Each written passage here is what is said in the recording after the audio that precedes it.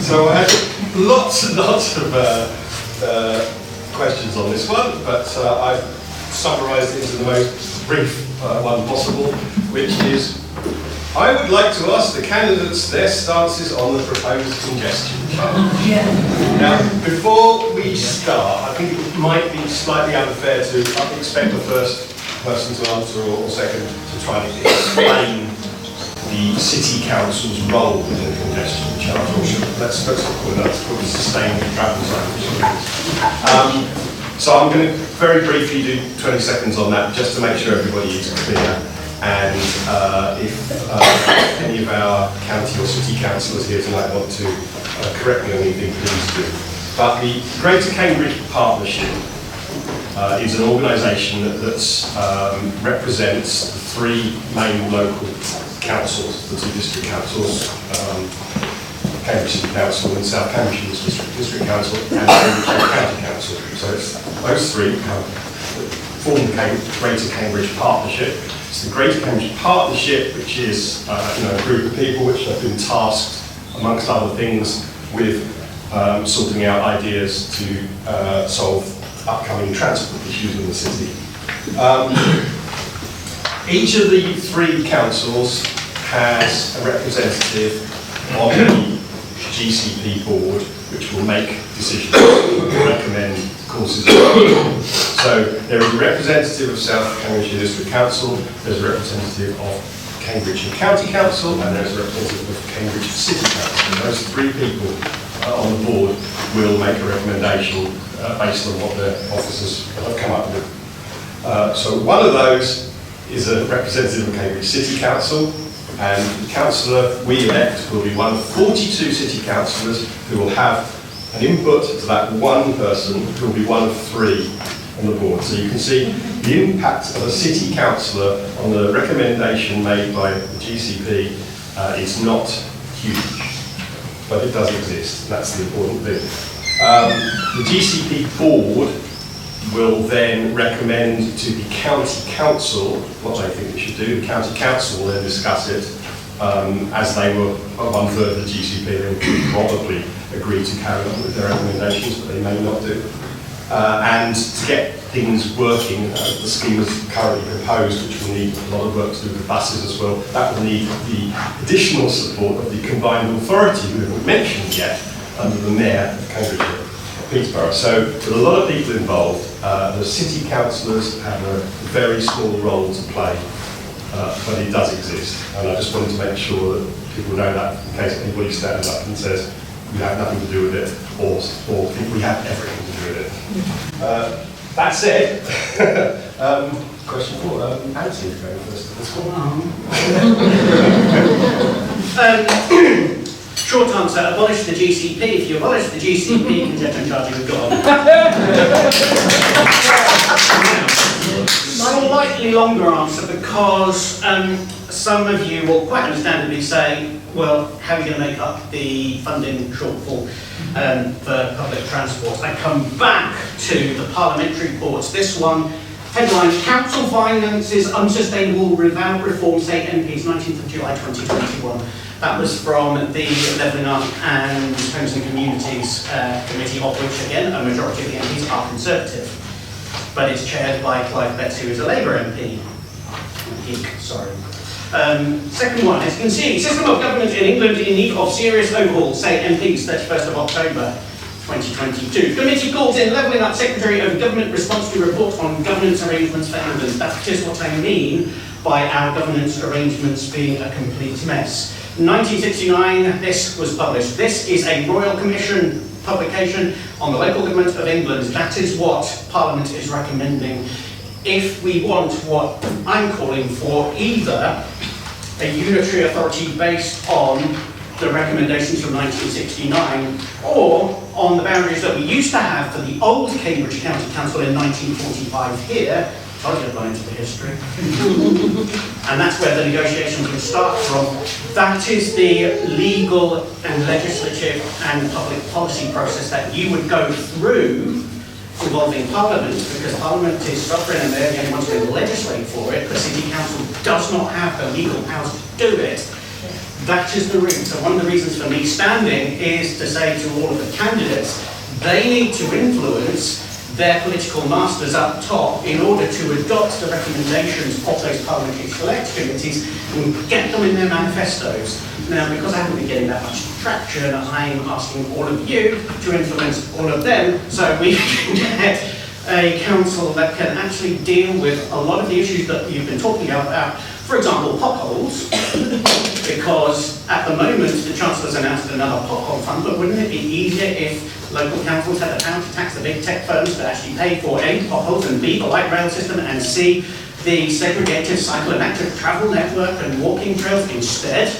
So you wouldn't have to go all the way back to ministers for approval and have people like I used to be working away, looking through all of that paperwork, doing the assessments, scoring each and every local area. It's a bureaucratic nightmare. I wouldn't wish it on anyone, trust me. That is basically where my kind of plea comes from, because otherwise what will happen is we will go around and around in circles as we have been doing for the past 15 years. My YouTube channel is full of videos from the GCP, the Combined Authority of the County Council, South County District Council, Cambridge City Council. Thank you.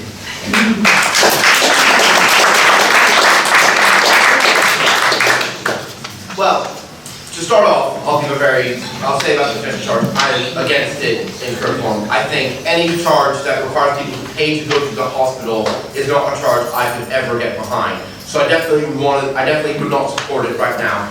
My entire group has put out statements saying that we do not support the congestion charge either. So I'm well in line with my group, though as we saw in previous questions, that's not necessarily a problem if my group were in favor and I were against it. So I am against the congestion charge. That's the short answer. What I will say though is that of the candidates here, I'm the best place to be your voice on the congestion charge. As Chris said, the influence the City Council has over the Greater Cambridgeshire Partnership representative. That representative will be picked by the group that runs the City Council, which is most likely to be the Labour group. So I can make sure that our representative takes the stance that our residents want. I can bind our representative in group meetings where collective responsibility matters to take the stance that our residents want. Right? So I can actually, instead of just running and saying I'm against it on the sidelines and having a small impact, I can have the most impact here, and I can actually really represent the very strong views of residents on this charge to the relevant boards. What I also want to say, as Chris pointed out, it will be a county council vote, so none of us will have a direct vote on this. We will only be able to influence our Greater Cambridgeshire Partnership representative. So it's worth saying that anyone who's standing up here saying that they can vote against it, that's not true. And what I also want to say is that this charge, one way or the other, is going to be decided in July, and all of us are running for a 4-year term. So while I agree this is an important issue, it is absolutely right that we are asked about this. I'm happy to say that I'm against it. I'm happy to say that I do not support it. I think I would encourage every voter to also consider which of us is offering a plan for the next 4 years, and to factor that into your vote alongside this absolutely critical issue. Thank you.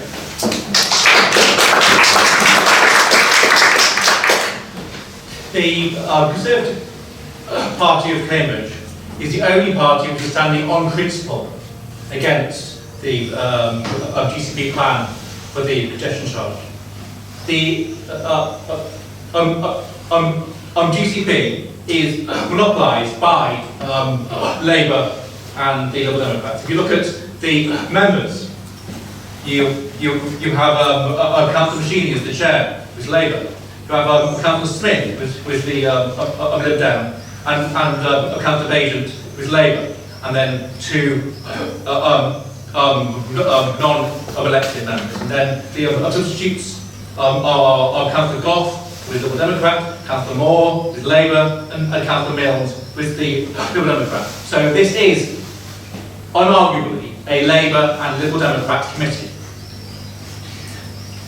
Secondly, on the most recent vote in the county council, I know this is the City Council, but it is a representative vote, that on the vote on the congestion charge and on a referendum, every single Labour and every single Liberal Democrat voted for the congestion charge and against a referendum.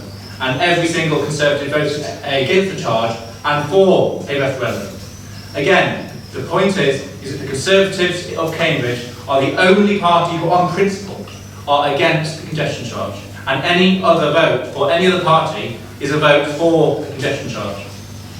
Now, I mentioned in my introduction the different reasons for our opposition to it.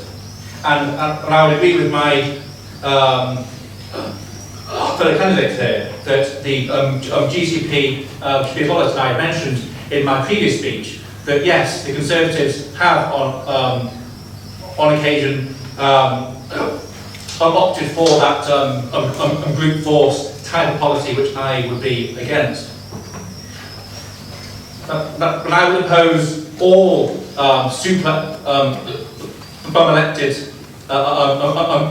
committees from having any tax-raising powers. You we elect a council and elect a government, and anybody but those elected bodies should not have tax-raising powers. Now, some of the candidates across Cambridge and here have been trying to reduce their support for the congestion charge by using such words as non-essential journeys. But what is an essential journey, and why should the council decide what is essential for us? I cycle to work on most days, but if I've done a 7-day stretch, then I'll drive. Is that essential? Probably not. If I'm on nights, then I'll normally drive because I'm tired after a night shift. If I'm going to a weekly shop, I could cycle with a huge rucksack. But so is it essential that I drive? And if I were less fit, is it essential? You could argue that all car dealers are non-essential because we all, as humans, lived before cars. It is not for the council or the state in general to be deciding what us as individuals, our individual circumstances, our lives, our fitness and our days are essential or non-essential. This is an individual choice. And this is one of the reasons why I am against this type of policy in general. And as I say, it goes down to the core of politics, the role and the scope of government versus the right of the individual to decide based on their own reason and their own circumstances and their own values. And that is what I stand for, is people being able to choose based on their own minds and their own values and their own circumstances in their own lives. And the state can't do that, and it shouldn't be doing that. And that's what the Conservatives stand on this election. Thank you.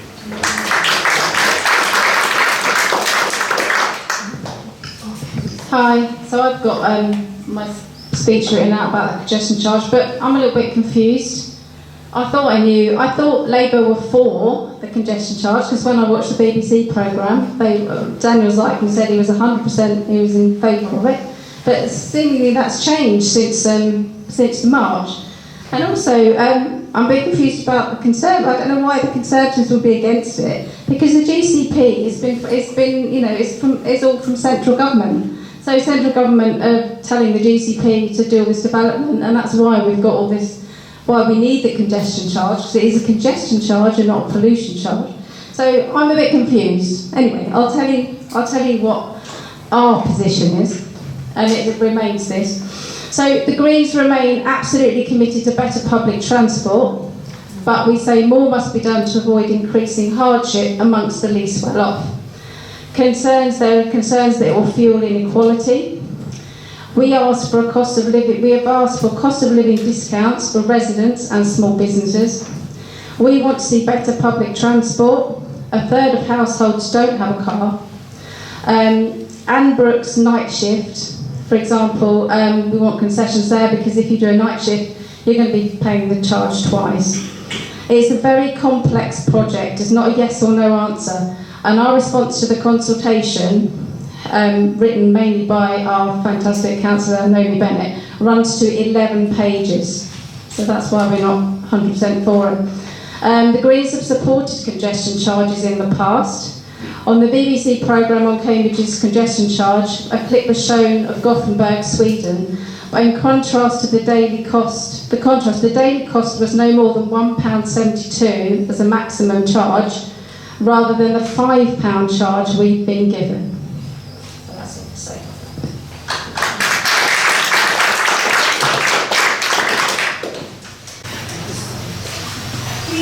Cambridge is a fantastically successful city. So we have a lot of new jobs coming, a lot of people moving here. It is a sign of our great success.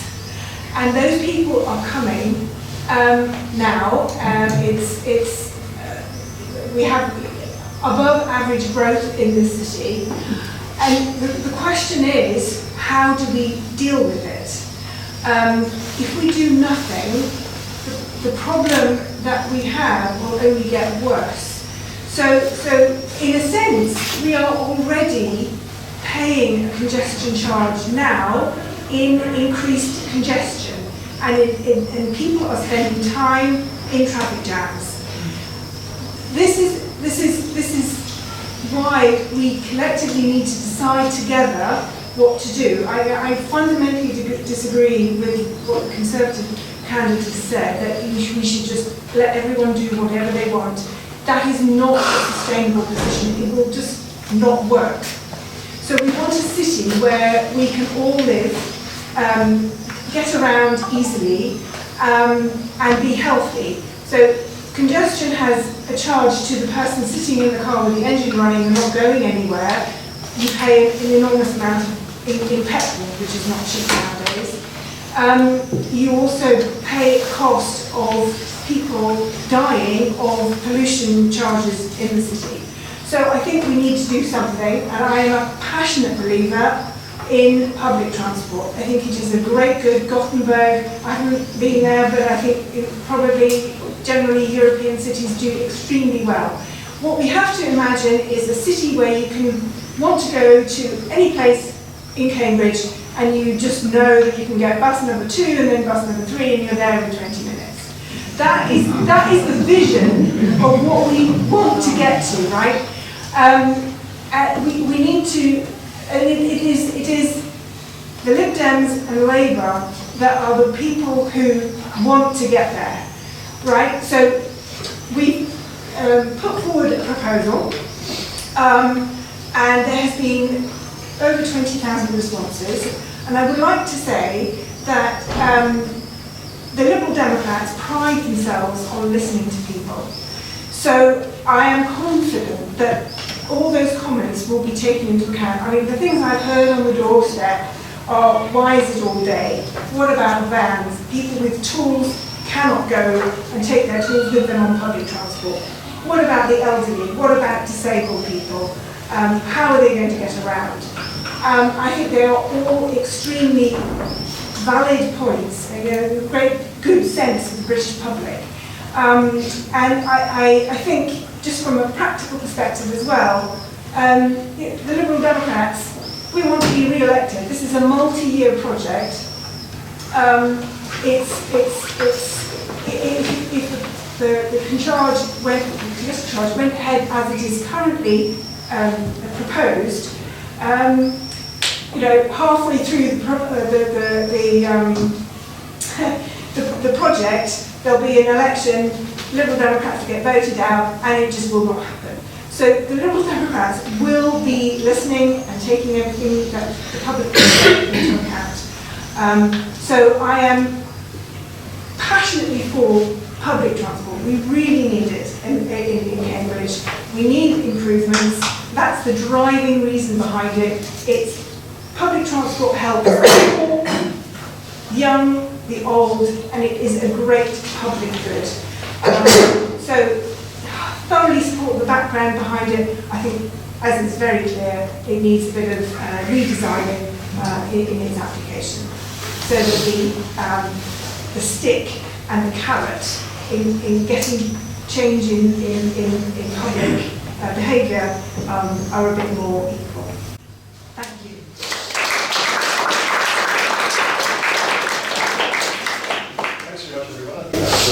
various answers, and it's in two different approaches as well, which is what we like to see from a whole range of candidates. I'm going to combine these other two questions I've got into one. I think one more will be enough, and then we can have a closing statement from everybody. The question here is, what will you do on the council, if elected, to develop a wider view of the building projects in this area so that we can benefit from a more integrated approach to add infrastructure, shops, medical services, play, recreational space, and that these can be added at the same pace as the housing? Sorry, yeah, so the question is effectively, what can you do, what would you want to do as a councillor to make sure that infrastructure was put in place at the same pace as housing? Because I think the questioner particularly feels that housing is going up without infrastructure in place, and it's trying to be added afterwards, and probably won't be. I think that's a really good question, and I was amazed actually when I heard that the only councillor that is engaged with the new biomedical campus is Sam Davies, and that none of the other councillors or Queen Edith has actually gone to the meetings with the new development. And I think that's really shocking that local representatives could let an area down quite so badly. And I can say that if I'm elected, I am going to engage with the new biomedical campus. I am going to engage with the new developments and try and push really hard to ensure that those have the right community facilities. I believe strongly that you can't just build houses that look like you're walking through a housing brochure without ensuring that they have the facilities they need. That will just create more problems everywhere else. Certainly the new development to the south, I've looked, the nearest school is a 29-minute walk. That's against the idea of having a school within 15 minutes. So these are all things that I really want to push, and because I'm standing to be a Labour City Councillor, I'll be able to work with the Labour group, to work with the planning committees to ensure that permission isn't given for expansion without ensuring that the correct facilities are provided. I want to speak to people in the area where the new biomedical campus will be built, as well as the housing areas that already exist there, because many of them do, to see what they need as well, and to ensure that they are reaping the benefits of the growth as well, because we can't leave behind other areas that have been built. I'm very proud of our council's commitment to building sustainable housing. I think most people agree we need sustainable housing, but I also think that we need to ensure that the correct accompaniments are made, that there is area for children to play in, that there are strong, good cycle lanes, that there is a school where necessary, that there is a pharmacy where necessary, and these are all things I think I've heard from residents and I think we need to see, and I would be in a position as your Labour City Councillor to deliver those things for the residents to ensure that the many great areas in Queen Edith are not overwhelmed, as I'm sure none of us want them to be.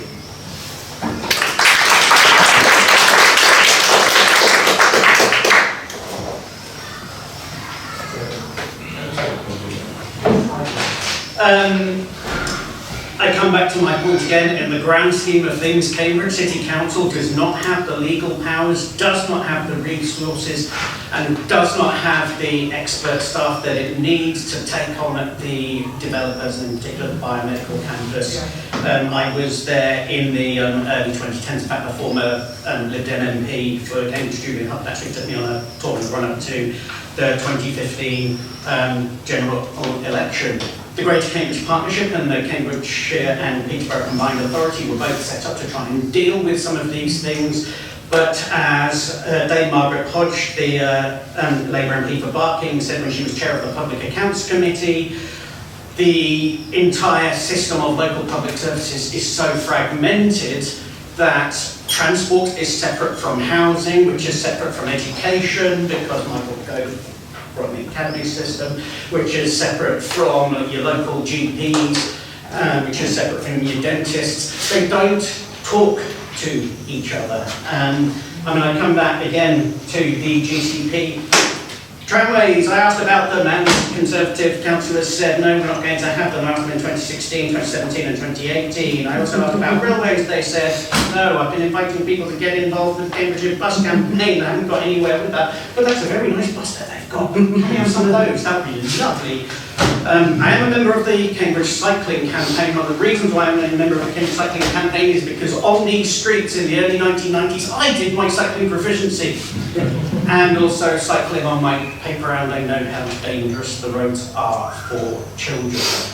Which is one of the reasons why I'm calling for the GCP to be abolished, because they've got the congestion charging completely the wrong way around. The idea is that you learn from Cambourne and you build your transport infrastructure first, because the idea of whether it's a congestion charge or road user charge, is that charge persuades people to move on to alternatives rather than just basically ending up paying what ultimately acts as a tax. One other thing that we don't have that we desperately need for our city in terms of a facility are out-of-band freight exchanges, so that our cycle couriers that we've got that have set up shop here can actually take those small packets onto their cycle or e-cycle courier bikes and do the deliveries rather than having these huge white vans going around town.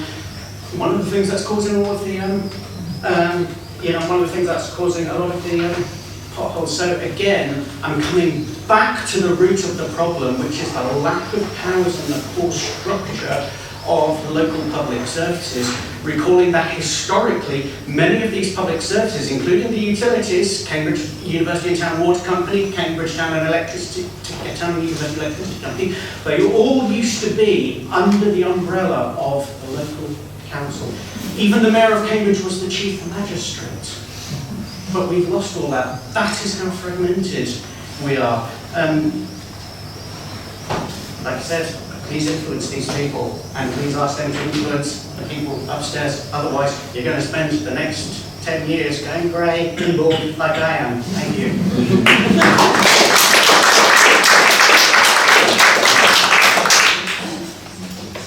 Right, well, the first thing is to understand all the parties involved. So I will also be talking to the biomedical campus, I will be talking to residents, I will be talking to the planning officers, and basically using every lever that I have to make sure that we have proper integration of the new sites into the current Queen Edith ward. It's not acceptable that people have to go long ways round, that it's not integrated, so I will be doing everything I can to make sure that the new developments are integrated. They also need all the infrastructure that comes with new housing as well. Passionately believe in neighbourhoods. I think it's an incredibly good thing. Somewhere where you can feel at home and meet people as you go around on your daily work or daily life. So I will be out talking to people and doing what I can to influence everyone who's involved in the process. The planning process, I would say, is not a political one. So planning is very legal based. So it doesn't help to have a Labour council in charge in the planning process, because the planners have to decide planning applications based on the law. So the lever of influence there is a slightly different one. So I would like to get stuck in and make sure those things happen. Thank you.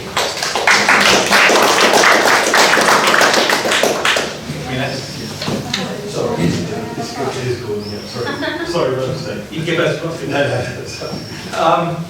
So again, this topic goes back again to that core question of politics in terms of what is the role of government, what is the scope of government, be it local or national. And this entire question is premised on the principle that communities should be centrally planned, and there is no reason why they should be. And if you look at the past 100 years of this being attempted throughout the country, it just doesn't work. Even if it were more, it just does not work. I spent the majority of my life in Sheffield. And there are numerous projects there. You may have heard of Park Hill, which is a large development built in the 60s under the famous brutalist French architect Le Corbusier. And the central planners had the idea of these streets in the sky. They built community schools and corner shops and so forth. But people didn't want that. They wanted the larger school. People don't tend to want nowadays the local shops. If you go down any street, there are different houses which at one time were the local shops and are no longer there because people have chosen that the larger supermarkets will offer better value. They will offer cheaper food. They can reduce their cost of living by buying from supermarkets. I remember as a child going around with my mum to independent butchers and bakers and not candlestick makers, but the added value of a Tesco's or a Sainsbury's or a co-op just changed the entire system. It isn't for government to say what people will want, because even if they could, they shouldn't. And every time they've tried, it has failed. And we've talked about should you have local shops, should you have corner shops, should you have big supermarkets, and same with schools, should you have a local community school or a large school, or you mentioned the academies, or in the past the grammar schools, and so forth. These are not choices that government can make, and they are choices which government should make. As people make choices, then that creates a demand, and that demand is going to be met by people who supply that service. So I say I don't agree with the premise of the question. I do not think that government should be centrally planning communities. It is a contradiction in terms. A community is a set of individuals who are voluntarily working together, and that is always going to be my principle. I will always think of the individual and the communities that they voluntarily form around themselves. And I say I disagree with the premise of the question. Thank you.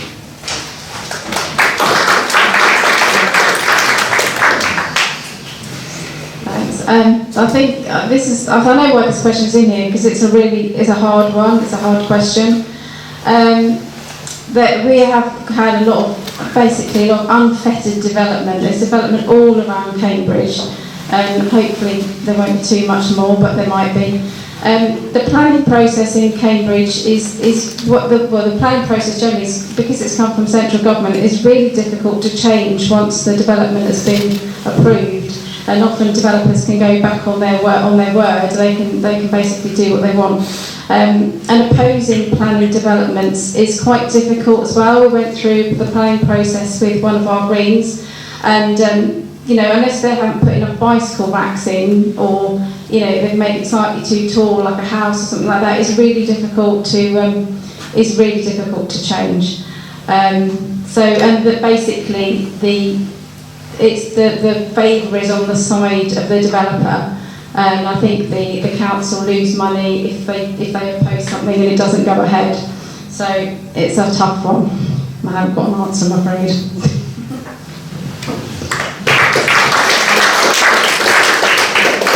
Thank you very much, everybody.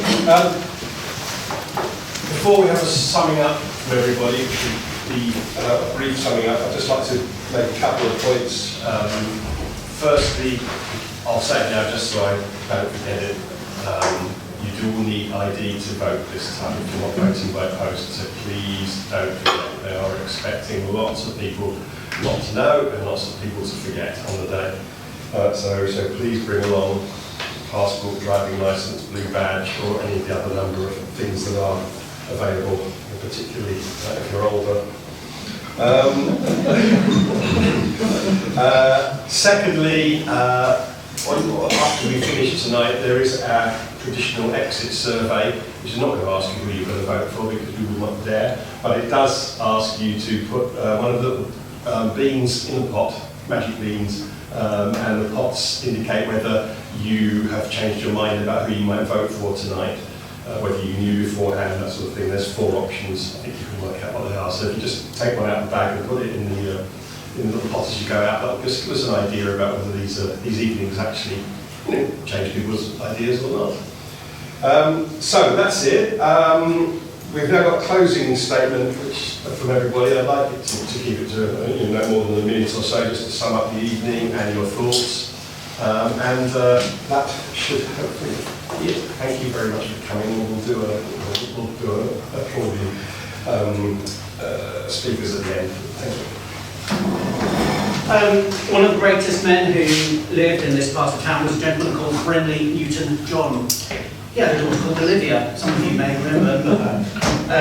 And in the Sydney 2000 Olympics, she sang a song called Dare to Dream. Please have a look at it. It's an incredible song, and that's what I want you to do in terms of dreaming and doing to make our city great.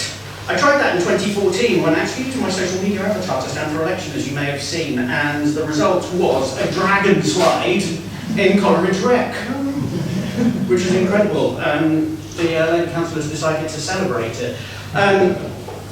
Cambridge Great Park. Have a look at the proposals about a massive expansion of Wandlebury. We heard earlier about how relatively wealthy Queen Edith is, even though we know there are micro pockets of extreme poverty here.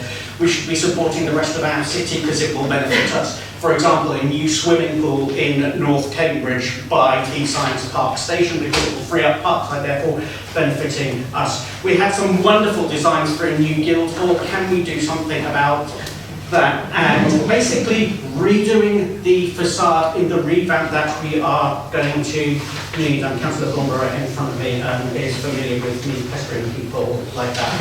Florence Ada Keynes, the mother of modern Cambridge, you are going to hear a lot about her over the next couple of years. She was one of the greatest women who served our city. We will be in a very different place with her. I would like to see Cambridge build a brand new concert hall like we were promised in the 1960s. Downing Street was where we were supposed to have it. There it is, there's Downing Street, instead we've got a hotel. We could have had that Guildhall as well with a concert hall. Instead we only got the Assizes Hall with 4 acoustics. Church of Our Lady of English Martyrs, opposite there is a big site that the university is not doing anything with. That's where I want that concert hall, not least because Florence Ada Keynes lived there for 70 years of her life. She was our first woman councillor to be elected to Cambridge Borough Councillor. She was our second mayor, and she also was the mother of John Maynard Keynes, and that's where Keynes got a lot of his economics from. Sir Ivor Jennings, QC, he was the Vice-Chancellor, and he said it was the university's duty to improve the city. If you are a university member, please remind them of it, because he also said the university will fund 50% of that conference cost. And finally, extend the Museum of Cambridge by rebuilding our Assizes Hall on Castle Hill. Thank you.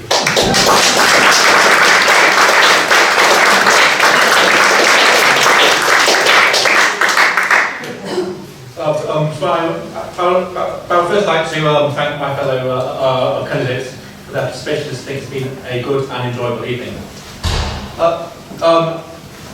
The key point tonight is the Conservatives are the only party who on principle are against the congestion charge. As I've told you, every single political member on the GCP are either Labour or they are Liberal Democrats. And all in a recent vote at the county council have voted for the congestion charge and against a referendum, and every Conservative on the county council has voted against the congestion charge and for a referendum. But as we've explored further, that this is a representative that all the parties except some of the except the Conservatives of Cambridge are collectivist parties. are obsessed and they purely focus on central planning, on deciding how you live your life, on even their weakened view and support the congestion charges to decide what is an essential journey for you. And that goes to the very heart of everyday conditions and every circumstance and value that you make. This isn't how a country should run. It isn't how a fair country should run or a moral country should run. And that is the core of conservatism. That each individual should be free to choose how they live their lives, so long as they do not impact on others. So, I will finish with this. I have no doubt that a vote for any other party except the Conservatives is a vote for the congestion charge. Unless the Labour and the Liberal Democrats get a figurative electoral bloody nose in this election, they will push forward with this and we will have this congestion charge in Cambridge. This is the most important election here for a very long time. And that is why I am standing, that is why I have, from this election, put myself forward. And I passionately believe that we can oppose this and we can stop this immoral charge by the Liberal Democrat and Labour-controlled GCP. Thank you.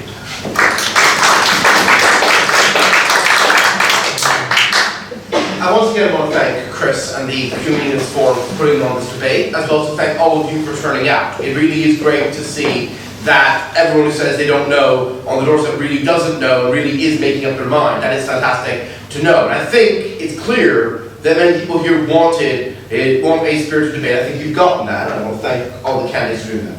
I'm running because I really love this community of Queen's. I love the friendship cafes this church puts on. I love the Friends of Rock Road Library, the great work they do in the library. I like the boisterous residents associations, the neighborhood watch organizations, and the fact that this is a ward that strongly believes in community. We in Labour believe in community too. It says on the back of my membership card, by the strength of our common endeavour, we achieve more than we achieve alone. I want our common endeavour to reach up to the Guildhall, and I want to empower the many groups here to make sure that they are getting the best deal possible from the City Council. As a Labour councillor, I can do that. I will speak to the executives. I will be able to influence the officers because Labour runs the council. And because Labour runs the council, I can ensure that the priorities of Queen Edith are the priorities of this ward. That miscommunications don't happen because I won't let them happen. Because that concerns from residents over council projects are heard and are acted upon by our executive councillors. That when groups like Queen's Forum want something done, I can push for that to happen. When groups like the church, like St. John's Evangelists want an extension to funding through the warm rooms, I can push for that to happen. I see a brilliant ward with great communities. I see independent shops in Woolston Way that people are passionate about keeping. A chalk stream that people want to protect. A new pavilion that people want to see be a success. And I want those things too. I want this ward to be successful. And I have a plan in 4 years to see this board be successful, to be a strong, hard-working councillor who will talk to residents, who will answer casework, who will work across party lines by holding surgeries in Rock Road Library, and to make sure that I'm working to be the best possible councillor for everyone in this room, for everyone in this ward. So I hope that you will vote for a council with a strong record of delivering for residents. A party that believes in community and a candidate with the enthusiasm and the engagement to get the best deal for you. We are that council, Labour is that party, and I am that candidate, and I ask for 4 years to show that I don't just talk the talk, I walk the walk. Thank you very much.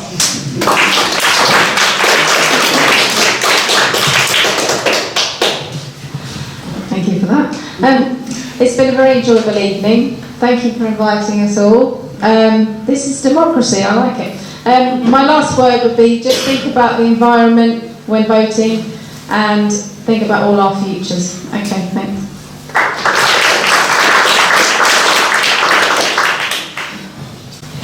Yes, I'd like to also thank you all very much for coming. It's been very interesting hearing all the various different viewpoints.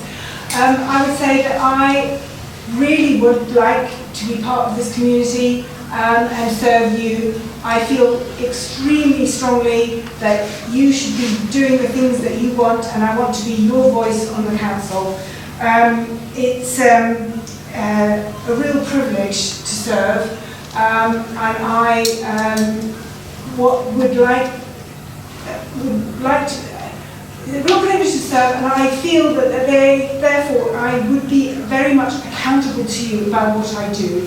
So I would be very communicative. In my previous role as a councillor, I sent out a monthly email about what I was doing, explaining what was going on in the council and what I was doing for you all. I certainly intend to make myself available within the ward, either surgeries or however people want to meet me. I will be making myself available. I consider myself a very hard worker, very committed, and very approachable and very easy to work with. I want to help very much. Please vote for me, Democrat. Thank you.